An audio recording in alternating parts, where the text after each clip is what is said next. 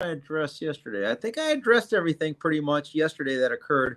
The only thing that I would like to ask some assistance from Mr. Producer is, let's see here. Let's go ahead and I just sent you a message, and it includes a short little clip video. It was an interview that I did after going to the D.C. District Court. I spoke with President Trump's attorney, John LaRoe, briefly. Also spoke with two of Peter Navarro's attorneys. And I basically wanted to lay out the case that Kevin McCarthy is in a position to address some of the political weaponization that has occurred over the previous Congress and then this current lawless executive branch DOJ that he may not be aware of. So, Mr. Producer, if you could, please play that tweet that One American News went ahead and posted on their Twitter account. And it's an interview that they did with me. I think you can play the video if you don't mind. Is that coming up, sir? Give me a second. Okay. All right. So while that's coming up, take a little quick moment here to tell you about, if you're not following me on Substack, please follow me on Substack.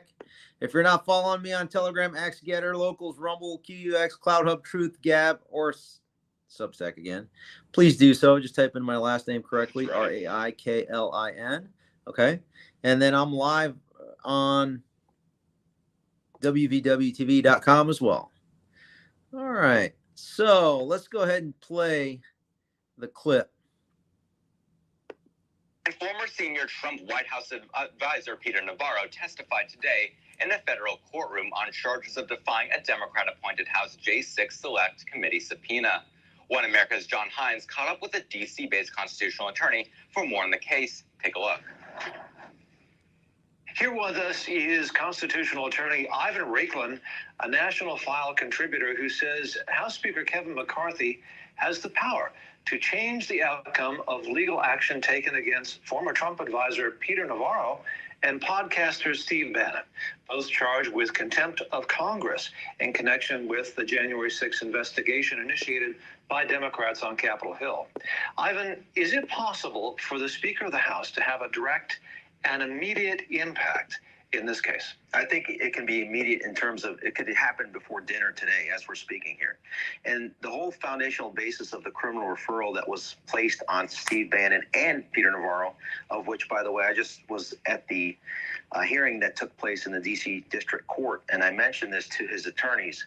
Bottom line here is that Peter Navarro, you're talking about. Peter Navarro. Mm-hmm. Bottom line here is that the Congress is the body that did the criminal referral for those two for contempt of Congress because they did not respond in the manner in which the Congress wanted as it applies to the J6 cover-up committee, as I'd like to call it. And so this current Congress can easily just go ahead and rescind that criminal referral so that then it becomes moot in the district court. And the person that could easily do that is Speaker Kevin McCarthy. Now, to refresh everybody's memory, of course, there was the the Speaker appointed several Democrats to the J6 panel in the last Congress, and they investigated, and I believe that Mr. Bannon and Mr. Navarro decided to not participate because they said that they had executive privilege or were protected by executive privilege. Is that what happened there?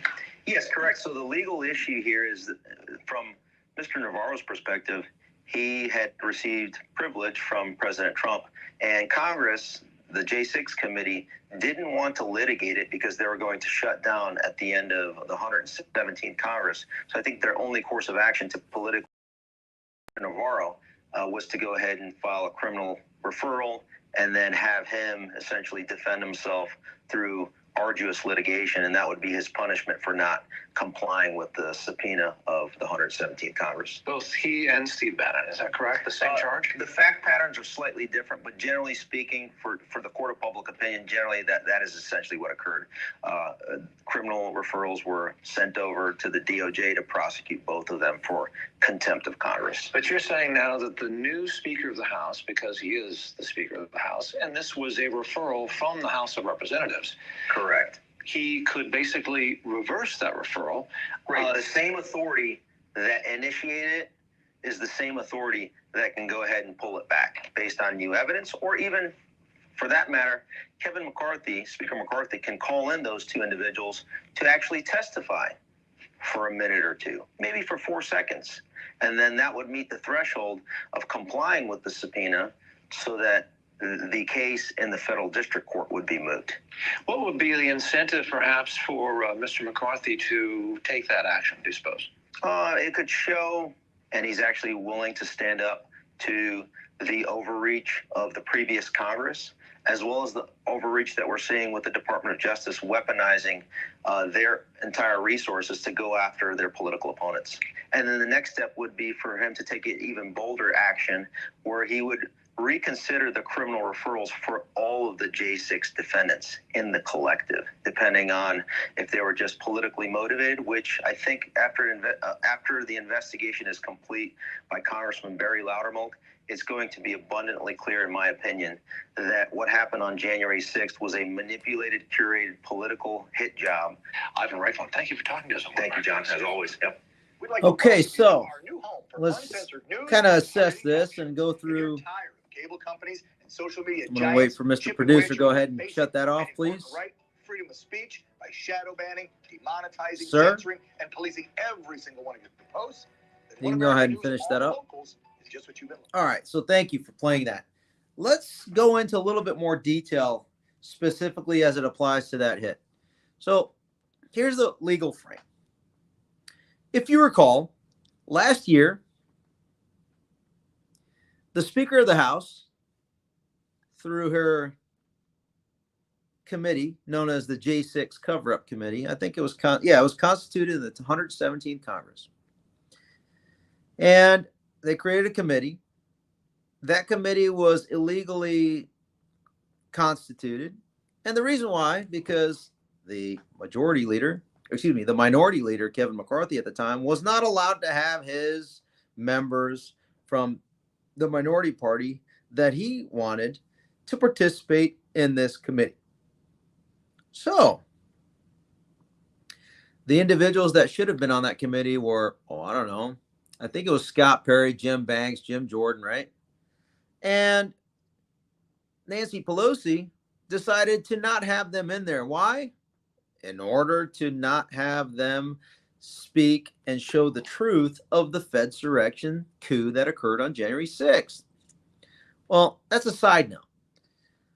So if the lawful constitutional authority that created the J6 Cover-Up Committee, and that J6 Cover-Up Committee voted to secure criminal referrals for those that they were attempting to subpoena, namely Steve Bannon and Peter Navarro, wouldn't it be logical to say that if the aggrieved party, meaning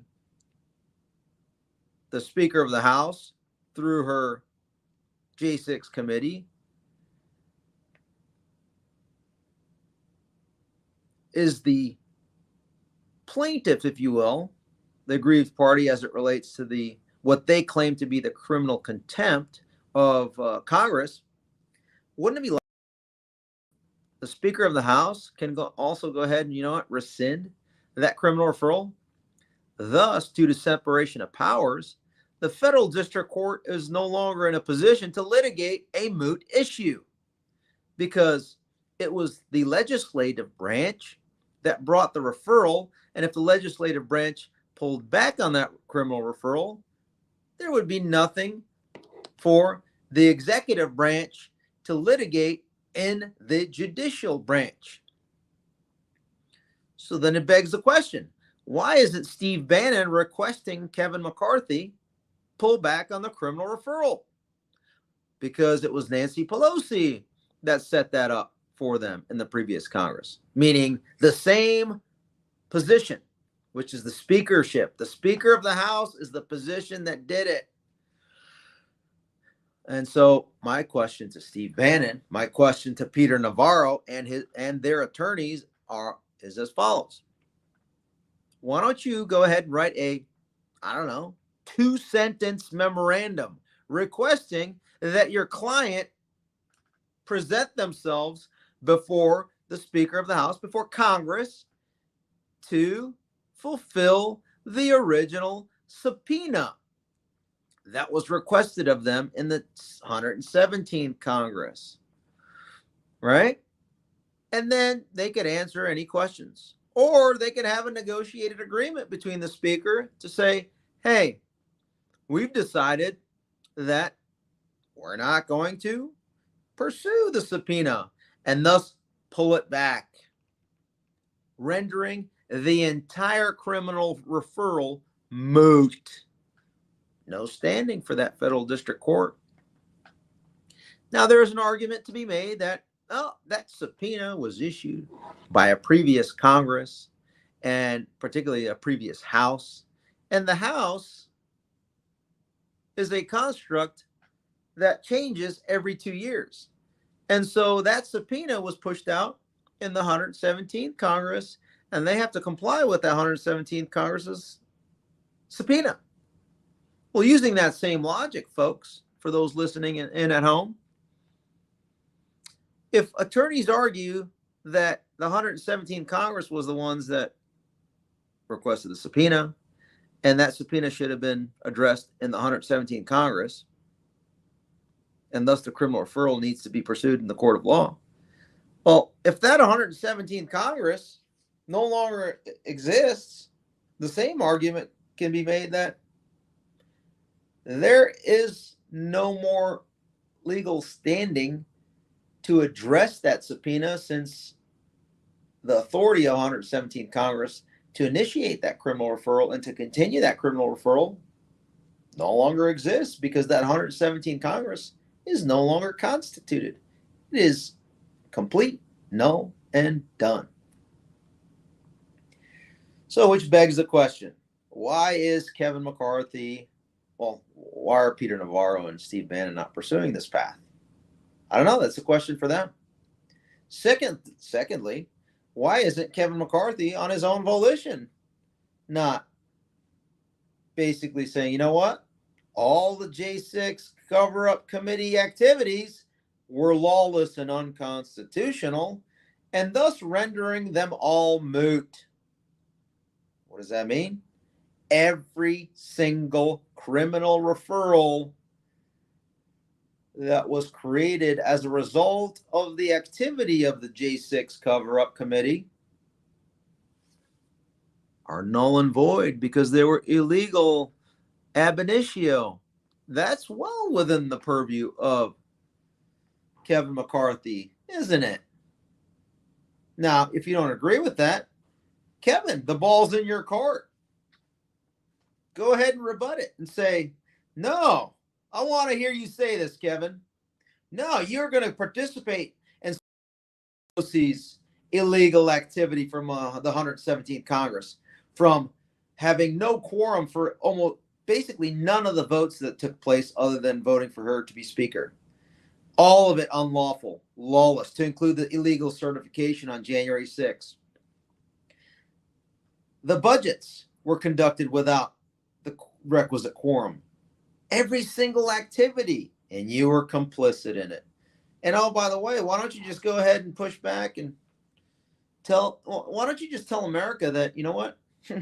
You're going to sing to the tune of Nancy Pelosi, Paul Ryan, and the rest of the uniparty Liz Cheney scum to say that, oh, because Liz Cheney has so much compromising material on me because she recorded me as I was communicating with her and has blackmail on me, I'm not going to do anything as it relates to Steve Bannon or Peter Navarro or anybody else in the Trump orbit that was weaponized against as a result of the J6 committee. Folks, because Kevin McCarthy is not doing anything to reject the lawlessness of the executive branch, the previous Congress, it should be full proof, beyond any doubt, that this joker is totally compromised. As I laid out my 13-part Substack series, this California commie scum is totally compromised. We have already passed the moment where we need to vacate this guy. We need somebody in there that has the courage in order to push back against this massively lawless executive branch. Now, the ideal choice for this, I don't even hate to say this. The only option at this point in this order of priority would be, I think at this point, Donald Trump needs to accept the speakership. He needs to appoint a sergeant at arms that is going to go absolutely maximum against the lawless executive branch, that is willing to haul in these criminal actors, arrest them, detain and arrest them, okay? And then issue out rules of engagement to the rest of the sergeant at arms to do what is necessary to conduct the biggest body check ever in the history of our country's 250-year history against the lawless executive branch. Rules of engagement could be something simple as everyone within the House Sergeant at Arms has the authority to conduct Michael Byrd level of activity, such as he performed on Ashley Babbitt. Okay? Precedence has been set. And if you do so, you will be promoted, just like Lieutenant Michael Byrd was promoted last week against the lawless scum.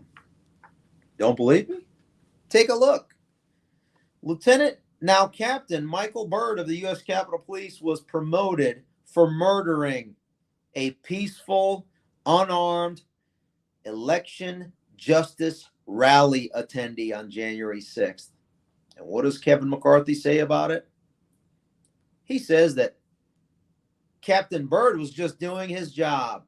Well, we need to have a Speaker of the House that will give the rules of engagement to his sergeant at arms to go ahead and exercise that same level of justice on all those lawless executive branch actors and give them all the Ashley Babbitt treatment. Right? And then if you're a member of the sergeant at arms, we will gladly promote you, similar to what, again, Michael Byrd just received in terms of a promotion. Is there anything you can comment as you listen in? Please do. An eye for an eye, right? What about equal justice, right? Under the law? Well, since they've set the precedent, maybe we should do the same. Option 2, what about having Devin Nunes as the Speaker of the House? And then Kash Patel might be his Sergeant at Arms, or I might be his Deputy Sergeant at Arms, or I might just be the Sergeant at Arms before transitioning to becoming the Secretary of Retribution after a lawful joint session vote with a quorum. It'll be interesting how that plays out. Now, going back to a good old Kevin McCarthy. Why is he doing nothing as it applies to the lawless Russia hoax, the impeachment 1 and 2 hoaxes, the Biden criminal syndicate? Absolutely nothing. This guy is so compromised. He's so deep in this compromised activity. He needs to be removed. I can't think of anyone other than, say, Trump, Devin Nunes. I don't know. Maybe Jim Jordan is now in a position to accept the speakership to go ahead and conduct the long overdue flushing, cleansing, and removal of every single deep state actor.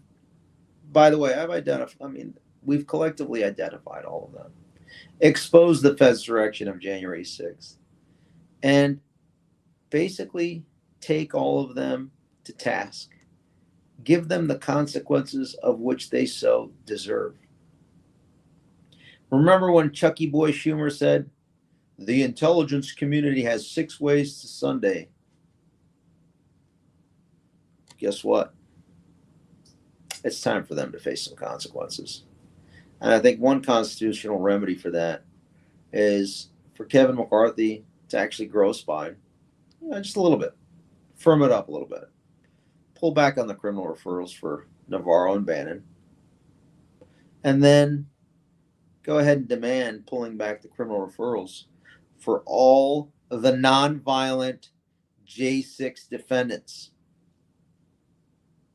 And then why not hire all of those 1,000 while they're waiting for me to be appointed the Secretary of Retribution?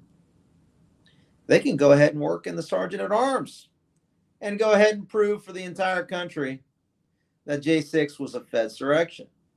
Oh, by the way, I was thinking earlier today, while we're on this topic, I self-identify as the Secretary of Retribution. And if you consider me as something other than either one, the Secretary of Retribution, two, the Deep State Marauder, or three, as the America's Law Offensive Coordinator, I'm going to use the same tactics as those people that, when you don't use the right adjective or pronoun to describe me, guess what? I'm going to weaponize against you. You want to use the same methodology? You want a taste of your own medicine? Let's go. So if you don't consider me as the Secretary of Retribution and you don't comply with my demands,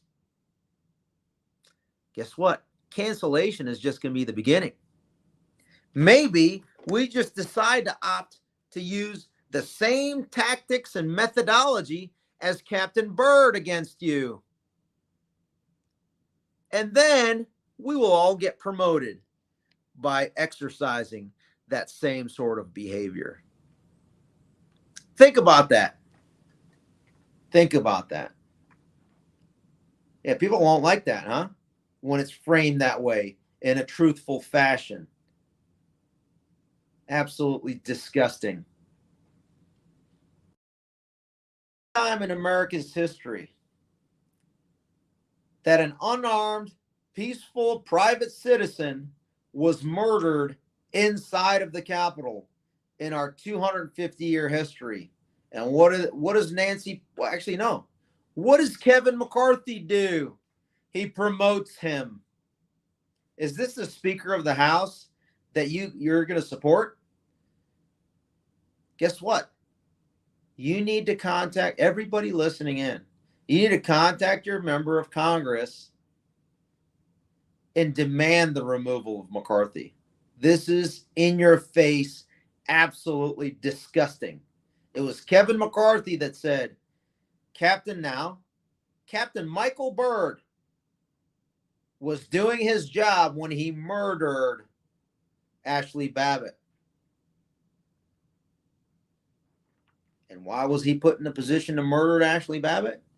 Oh, he was put in that position because of Yogananda Pittman. And then she covered up for her own transgressions when Nancy Pelosi elevated her, along with Chuck Schumer, to be the acting Capitol Police Chief. And then who provided her top cover for the previous cover? The General Counsel, Thomas Tobias, along with the current Capitol Police Chief. The cover-up after the escalating cover-up continues with more cover-ups. Disgusting. Now, with a few minutes remaining in the Raiklin report, before I get too excited here, let's pause for a second. Remember back in January, even before in December, there was a memo being floated around. Let's take a look at my notes here. There was a memo being floated around amongst the House Freedom Caucus. And it was published by a publication known as National File. And what did that nuke bombshell House Freedom Caucus memo say? This was from November, it looks like, 12th of 2022. A memorandum is being circulated among members of the House Freedom Caucus that considers alternatives to McCarthy after his failure. Now, that one talks about his midterm failures. But guess what? In the 6 months he's been the Speaker of the House, what has he done? I'm going to tell you what he has not done. Number one, under his watch over the last 6-7 months, has he released the 44,000 hours of footage of January 6th? How about no, he hasn't. So that's a failure, okay? He needs to be vacated solely because of that. Next, has he addressed the Chinese infiltration into our U.S. government, commerce, industry, and defense? No, he has not. Failed. Next, has he done a serious investigation into the illegally conducted election from November 3rd of 2020? No, he has failed. Next, has he addressed in any meaningful way the pervasive infringement of our First Amendment rights to free speech by not only the FBI and DOJ, but also the DHS and their involvement in securing First Amendment suppression, physical First Amendment suppression? How about no? Failure. Next, has he launched a Nuremberg 2.0 style tribunal to hold those accountable for the millions of deaths during the CCP-19 and the aftermath, specifically addressing fallout and the Moderna mutilation? Death jabs, clot shots. It's been 6-7 months. Nothing. Failure. Next, has he supported an investigation into the truth behind January 6th to include the 4 deaths of election justice rally attendees that were peaceful and unarmed? And what about, has he done anything about the treatment of the J6 political prisoners? Our current political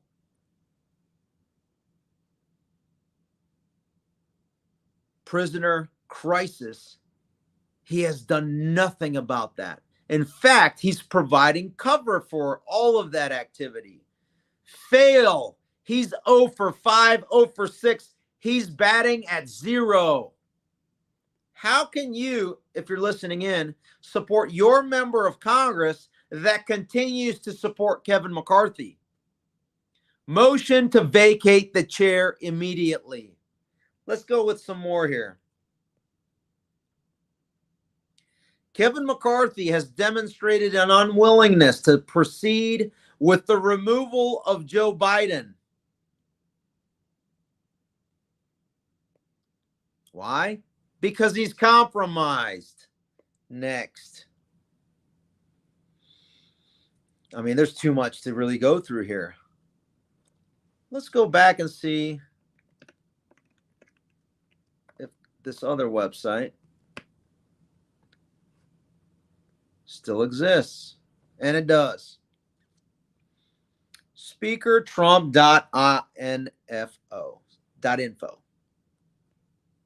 Let's take a look. What are some things here in the SpeakerTrump.info website that we must address? Well, unfortunately, we don't have the time for it. But take a look. And in the meantime, use your network pressure, share, whatever, like, share, subscribe, do everything. But more importantly, contact your local member of Congress and demand that he remove Kevin McCarthy. And if they don't know why, it's because Kevin McCarthy has done absolutely nothing to get to the truth of November 3rd, January 6th, Nuremberg 2.0, the COVID scheme. He has done absolutely nothing. And what about the 44,000 hours? Dude needs to be removed. Join me on calling for his removal. With that, Raiklin out.